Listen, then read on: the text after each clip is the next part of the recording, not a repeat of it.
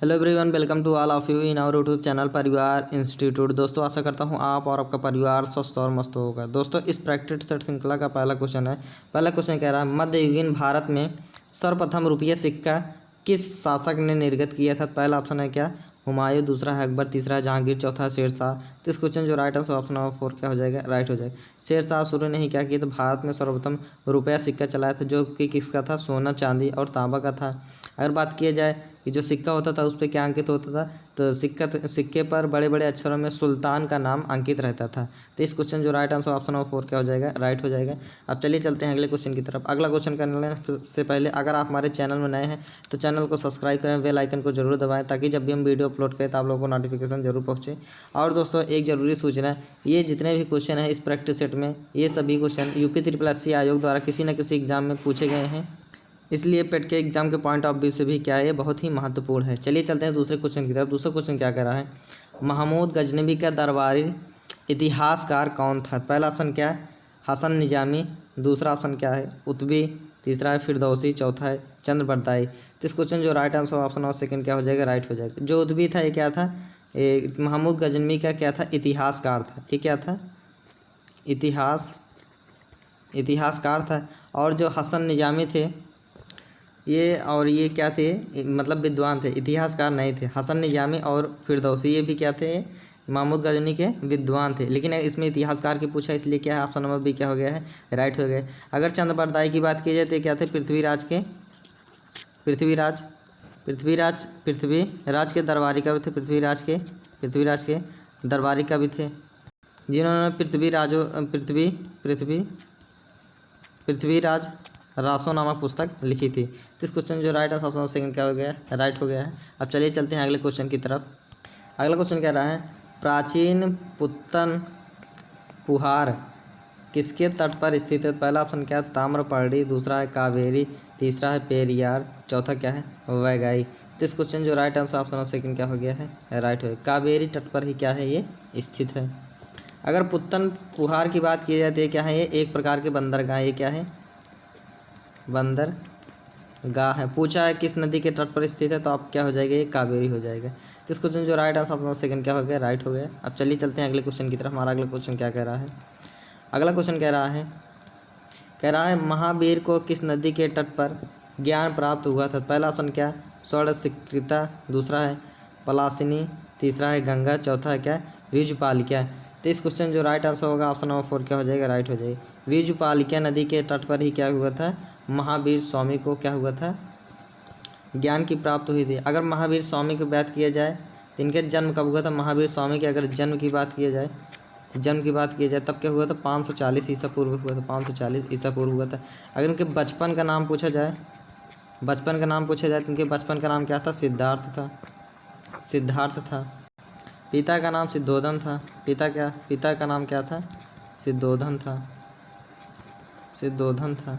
और इनकी जो माता थी, माता का नाम क्या था, माता की नाम बात किया जाए तो त्रिशला थी, क्या थी, त्रिशला थी, जो कि लिच्छवी की राजकुमारी थी। और इनकी पत्नी की बात की जाए, पत्नी कौन थी, यशोधरा थी, यशोधरा थी। तो इस क्वेश्चन जो राइट आंसर ऑप्शन नंबर 4 क्या हो गया, राइट हो गया। अब चलिए चलते हैं अगले क्वेश्चन की तरफ। अगला क्वेश्चन क्या कह रहा है, राख का टीला निम्न में से किस नवपाषाणिक स्थल से संबंधित है। पहला ऑप्शन क्या है, बुधिहाल, तीसरा है संगन कल्लू, तीसरा है कोल्डिहुआ, चौथा है ब्रह्मगिरी। तो इस क्वेश्चन जो right answer option number second क्या हो जाएगा, राइट हो जाएगा। संगन कुल्लू के में ही क्या है, राख का टीला है। अब बात करें संगन कुल्लू कहाँ है, तब आप क्या बताएंगे, कर्नाटक के मैसूर के पास है। क्या, कर्नाटक के मैसूर के पास एक क्या है, बेल्लारी जनपद में स्थित संगन कुल्लू नामक क्या है, नवपाषाणिक पुनः स्थल है।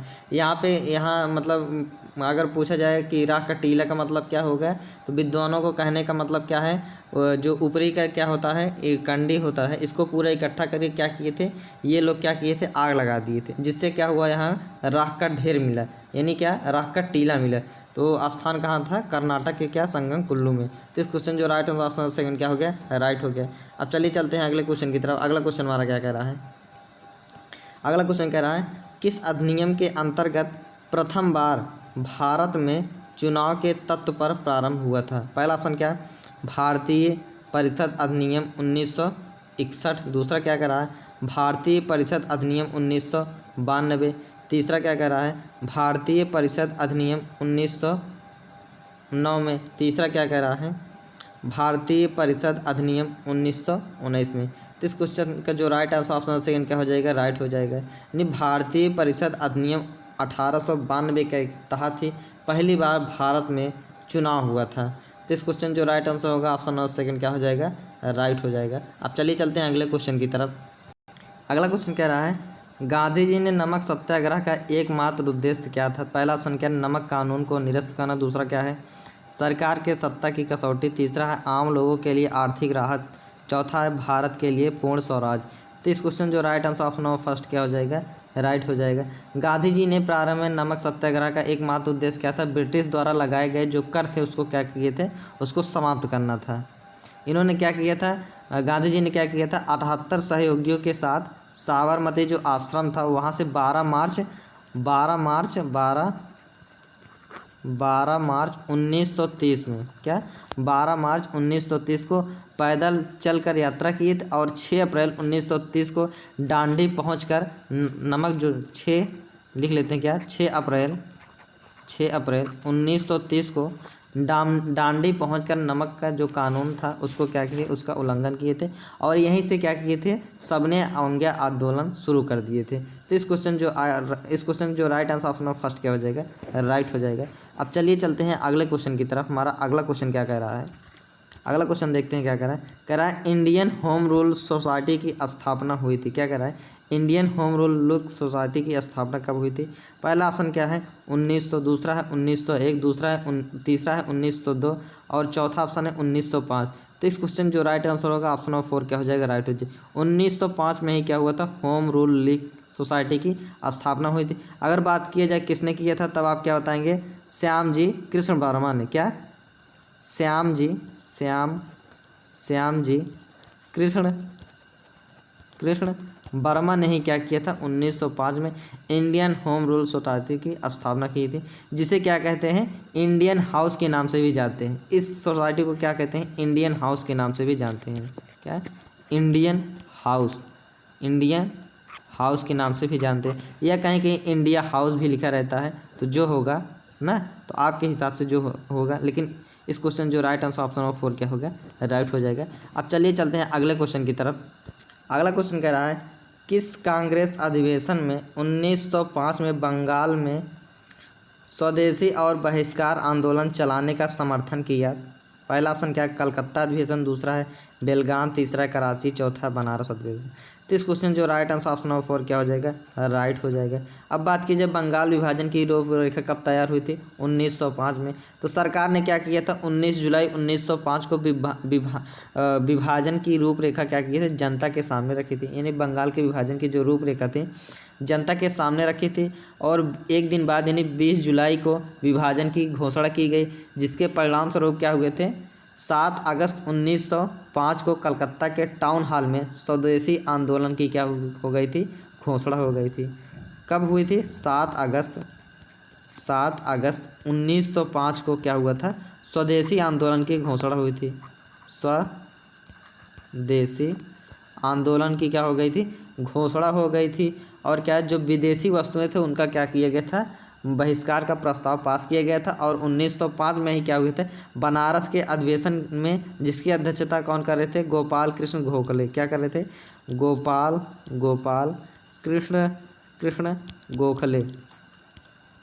गोपाल कृष्ण गोखले की अध्यक्षता में ही क्या किया गया था? स्वदेशी और क्या बहिष्कार आंदोलन शुरू किया गया था। तो इस क्वेश्चन जो राइट आंसर ऑप्शन नंबर 4 क्या हो जाएगा?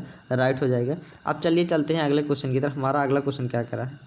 अगला क्वेश्चन क्या कह रहा है? एशिया की सबसे लंबी नदी है। क्या कह रहा है? एशिया की सबसे लंबी नदी है। पहला ऑप्शन क्या कह रहा है? सिंधु नदी। दूसरा ऑप्शन क्या कह रहा है? ब्रह्मपुत्र नदी। तीसरा है यांगटीसी नदी और चौथा है हुआंग नदी। तो इस क्वेश्चन जो राइट आंसर ऑप्शन थर्ड क्या हो जाएगा? राइट हो जाएगा। यांगटीसी नदी क्या है? एशिया की सबसे लंबी नदी है। तो यानी क्वेश्चन जो राइट आंसर ऑप्शन थर्ड क्या हो जाएगा, राइट हो जाएगा। अगर सिंधु नदी की बात की जाए तो सिंधु नदी का जो उद्गम स्थल है कहाँ पे है, सिंधु नदी और ब्रह्मपुत्र नदी इन दोनों का उद्गम स्थल कहाँ पे है, मानसरोवर झील, मानसरोवर झील, जो कि कहाँ पे है, ये तिब्बत में स्थित है। कहाँ पे है, तिब्बत में क्या है, स्थित है। और अगर बात की जाए कि कहाँ जाके मतलब कहाँ जाके गिरती हैं, तो कहाँ पे गिरती हैं, ये कहाँ पे गिरती हैं, अरब सागर में गिरती हैं, ये अरब सागर में। और ये जो ब्रह्मपुत्र है बंगाल की खाड़ी में गिरती हैं, बंगाल की खाड़ी में। तो इस क्वेश्चन जो राइट आंसर ऑप्शन थर्ड क्या हो जाएगा, राइट हो जाएगा। अब चलिए चलते हैं अगले क्वेश्चन की तरफ। अगला क्वेश्चन क्या क्या कह रहा है, साख पत्र दिया जाता है। पहला ऑप्शन एक निर्यातक द्वारा, दूसरा है एक आयातकर्ता द्वारा, तीसरा है सीमा शुल्क अधिकारियों द्वारा, चौथा है जहाजी कंपनियों द्वारा। तो इस क्वेश्चन जो right answer option number B क्या हो जाएगा, राइट हो जाएगा। एक आयातक कंपनी द्वारा क्या किया जाता है, साख पत्र दिया जाता है। तो इस क्वेश्चन जो right answer option number second क्या हो जाएगा, राइट हो जाएगा। अब चलिए चलते हैं अगले क्वेश्चन की तरफ। हमारा अगला क्वेश्चन क्या कह रहा है, कह रहा है उत्तर प्रदेश के औद्योगिक विकास निगम स्थापित है। क्या कह रहा है, उत्तर प्रदेश में औद्योगिक विकास निगम स्थापित है, मतलब कहाँ पे स्थापित है, यही पूछा है। तो पहला ऑप्शन क्या दिया है, कानपुर में, दूसरा दिया है लखनऊ में, तीसरा है आगरा में, चौथा है नोएडा में। तो इस क्वेश्चन जो राइट आंसर ऑप्शन फर्स्ट क्या हो जाएगा, राइट हो जाएगा। कानपुर में ही क्या किया गया है, औद्योगिक विकास निगम की स्थापना की गई है। अब चलिए चलते हैं अगले क्वेश्चन की तरफ। अगला क्वेश्चन क्या कह रहा है, राष्ट्रीय नियोजन में रोलिंग प्लान की अवधारणा लागू की गई। पहला ऑप्शन क्या है, इंदिरा गांधी द्वारा, दूसरा है राष्ट्रीय फ्रंट सरकार के द्वारा, तीसरा है जनता सरकार के द्वारा, चौथा है राजीव गांधी के द्वारा। तो इस क्वेश्चन जो राइट आंसर होगा ऑप्शन ऑफ थ्री क्या हो जाएगा, राइट हो जाएगा। जनता सरकार के द्वारा ही क्या किया गया था, रोलिंग प्लान की जो अवधारणा थी उसको लागू किया गया था। तो इस क्वेश्चन जो राइट आंसर ऑप्शन थर्ड क्या हो जाएगा, राइट हो जाएगा। अब चलिए चलते हैं अगले क्वेश्चन की तरफ। हमारा अगला क्वेश्चन क्या कह रहा है, अगला क्वेश्चन क्या कह रहा है, निम्न में से किसको मुद्रा की पूर्ति का विस्तृत माप माना जाता है। पहला ऑप्शन क्या है, M1, दूसरा है M2, तीसरा है M3, चौथा है M4। तो इस क्वेश्चन जो राइट आंसर होगा ऑप्शन नंबर थ्री क्या हो जाएगा, राइट हो जाएगा। M3 को ही क्या माना जाता है, मुद्रा की पूर्ति का विस्तृत माप माना जाता है। अगर बात की जाए मुद्रा की पूर्ति की बात की जाए, अगर मुद्रा की पूर्ति ज़्यादा होती है तब क्या हो जाता है, तब वस्तुओं की कीमत क्या होती है, घट जाती है। अगर मुद्रा की कमी हो जाती है, अगर मुद्रा बढ़ेगा तब क्या होगा, वस्तु की जो कीमत होगी वो क्या हो जाएगी, बढ़ जाएगी। अगर मुद्रा घटेगी तब वस्तु की जो कीमत होगी वो क्या हो जाएगी, बढ़ जाएगी। यानी मुद्रा और वस्तु की कीमत में, मुद्रा की पूर्ति और वस्तु की कीमत में क्या होता है, हमेशा विपरीत संबंध होता है। या डिमांड भी आप कर लीजिए, मांग कर लीजिए। अगर मांग बढ़ती है तो पूर्ति घटता है, अगर पूर्ति घटती है तो मांग क्या होती है, बढ़ती है।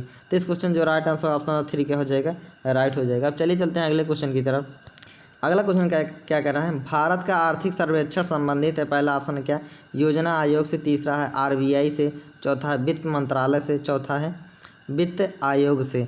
तो इस क्वेश्चन जो राइट आंसर होगा ऑप्शन नंबर थर्ड क्या हो जाएगा, राइट हो जाएगा।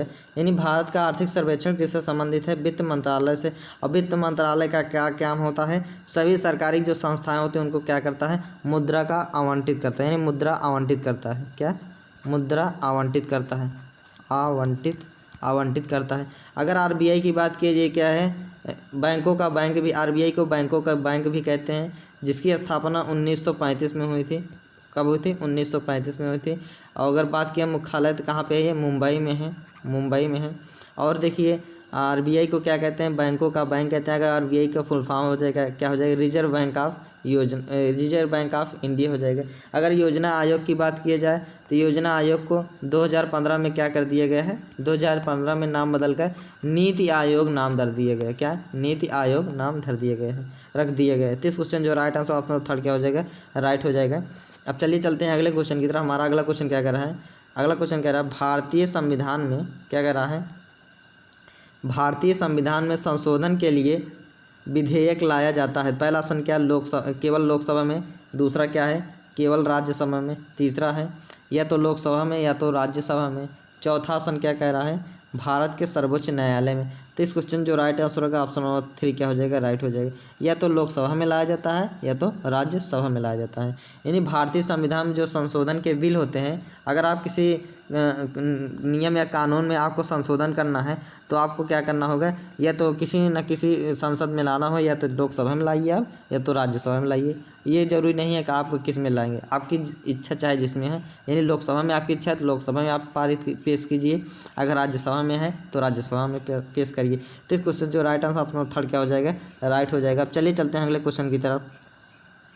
अगला क्वेश्चन क्या कह रहा है, भारतीय संसद व्यवस्था में शून्यकाल कहा जाता है, मतलब यह कहाँ से लिया गया है, ऐसे होना चाहिए, कहा जाता है नहीं, क्या होगा, कहाँ से लिया गया है, यहाँ गलती किया गया, कहाँ से